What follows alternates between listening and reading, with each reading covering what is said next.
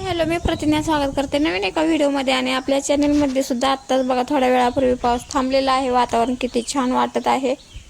आणि आता 3 वाजले. सगळी घरातली कामं आवरली, नंतर जेवण केलं आणि थोडा वेळ मी रेस्ट केली. आणि आता मला बनवायचे आहेत राजगिराचे लाडू. ते म्हटलं तुमच्याबरोबर शेअर करावे. बरेच दिवस झाला राजगिरा आणून ठेवला होता, पण लाडू काय बनवायचे झालेच नव्हते. मग म्हटलं चला फायनली आता लाडू बनवून घेऊया आणि तुमच्याबरोबर सुद्धा शेअर करूया. चला तर मग सुरुवात करूया. इथं मी आधी शेंगदाणे भाजून घेते. ही जाड बुडाची कढई असल्यामुळे मी हीच वापरते. काय करायचं असेल तर म्हणजे खालून करपलं जात नाही, पदार्थ पण छान होतो.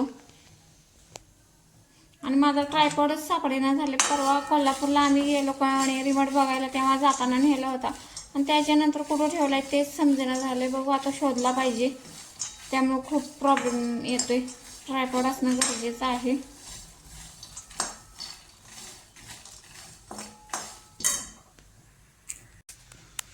हे तर एकदम बारीक गॅसवरती शेंगदाणे भाजून झालेले आहेत आपले. आता मी एका ताटामध्ये हे काढून घेते शेंगदाणे आणि ह्याच्यावरचे जे फोलकाट आहेत ना ते काढून घ्यायचं. आणि जाडसर असं मिक्सरला मी फिरवून घेणार आहे. कोण कोण अर्धा म्हणजे अर्धे शेंगदाणेच करतात, पण तसे मला एवढे बरे वाटत नाहीत, म्हणून मी ह्याचे ना असं जाडसर असं मिक्सरलाच वाटून घेणार आहे. चला तर मग हे एका ताटामध्ये काढते थंड होण्यासाठी.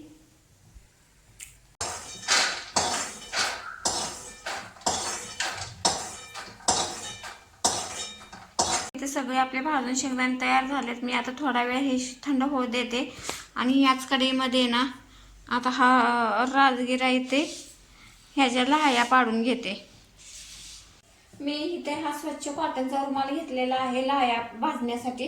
आणि ह्याच्यामुळे ना लाह्या एकदम छान भाजता येतात आणि व्यवस्थित पण भाजल्या जातात, म्हणून मी हा वापरते. चला तर मग आता मी इथे लाह्या भाजून घेते.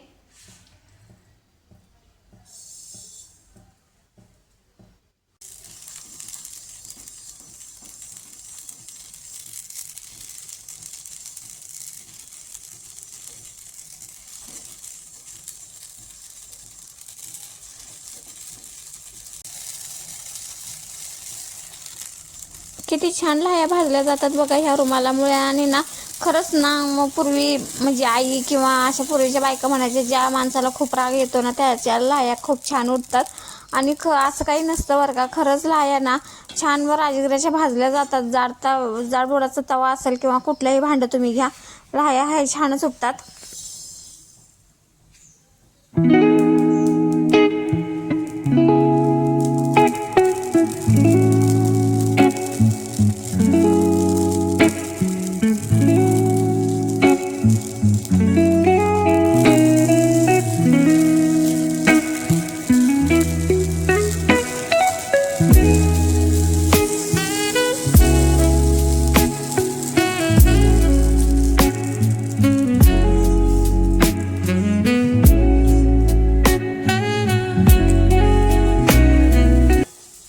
ते सगळ्या माझ्या लाह्या भाजून घेते मी आणि नंतर बोलते तुमच्याशी.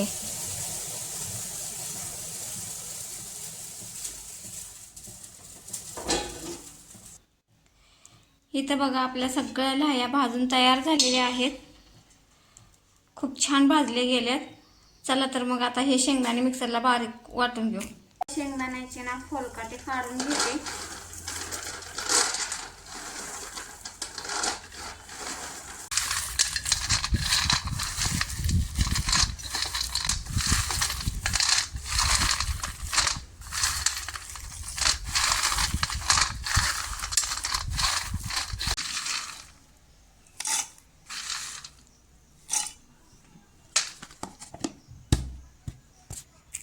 असं बघा मी जाडं भरडं मिक्सरला फिरवून घेतलं. आता हे शेंगदाणे सुद्धा माझे झालेले आहेत. इथं लाह्या सुद्धा आपल्या तयार आहेत. आता मी फक्त गुळाचा पाक करते आता आणि त्यामध्ये लाह्या आणि हे शेंगदाणे टाकून घेते. चला तर मग, पण आता मी हे करणार नाहीये, आणायला जायचं आहे कारण हे बाहेर लग्नाला गेले ते एके ठिकाणी, त्यामुळं मग ते अनुषा स्कूलमधून आणायचं काम माझ्याकडे आहे. चला तर मग आता माझे शेंगदाणे तयार झालेले आहेत, लाह्या सुद्धा भाजून तयार झालेल्या आहेत. आता फक्त गुळाचा पाक करायचा आहे आणि लाडू बनवायचे आहेत. चला तर मग मी आल्यानंतर ते करते. सगळं झाकून ठेवलंय आता. आधी तिला स्कूलमधून घेऊन येते आणि नंतर लाडू बनवायला घेते. चला आवरते मग.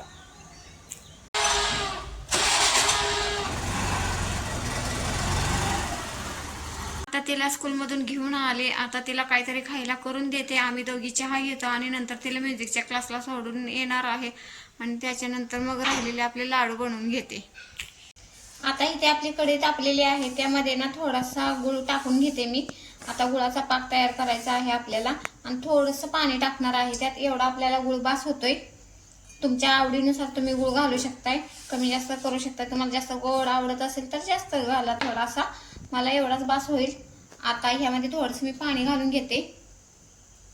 यामध्ये तुम्ही ड्रायफ्रूट सुद्धा बारीक करून घालू शकताय, पण तसं उपवासाला चालत नाहीत ना, म्हणून मी यामध्ये ड्रायफ्रूट्स ते घालणार नाही. त्याचे लाडू वेगळे बनवते. हे फक्त शेंगदाणे आणि राजगिऱ्याचेच लाडू बनवते मी. आता इथे गुळ हा हलवत राहायचा. हा गुळ पूर्ण विरघळून ना पाक येईपर्यंत आपल्याला असंच हलवत राहायचंय.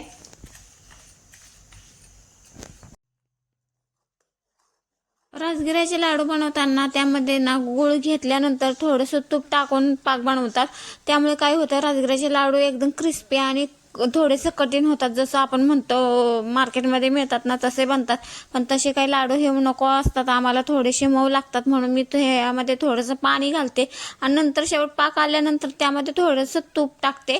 त्यामुळे लाडू चवीला छान होतात पण खरं थोडंसं मऊ होतात. यामुळे लाडू तुम्हाला जसे बनवायचे तसे तुम्ही बनवू शकताय. पाणी टाकणं हे ऑप्शनल आहे पूर्णपणे. तुम्हाला पाणी नको असेल तर फक्त गुळ आणि त्यामध्ये तूप टाकून घेऊ शकता. इथं मी आता गुळाचा पाक झाल्यानंतर ना हे भाजलेले शेंगदाणे टाकले आणि हा राजगिरा सुद्धा टाकून घेतला.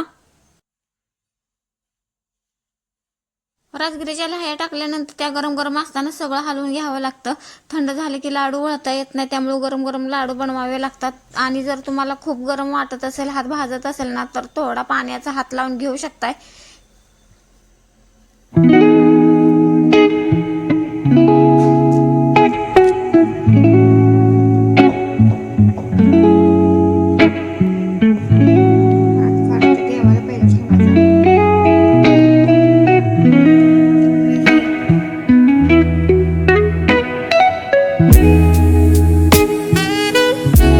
इथे मी गरम असतानाच लाडू लगेच वळायला घेतलेले आहेत आणि इथे मी सगळे लाडू बनवून घेते आणि हा व्हिडिओ इथं सेंड करते. पुन्हा भेटू नेक्स्ट व्हिडिओमध्ये आणि कसे लाडू वाटले एकदा कमेंटमध्ये सांगा.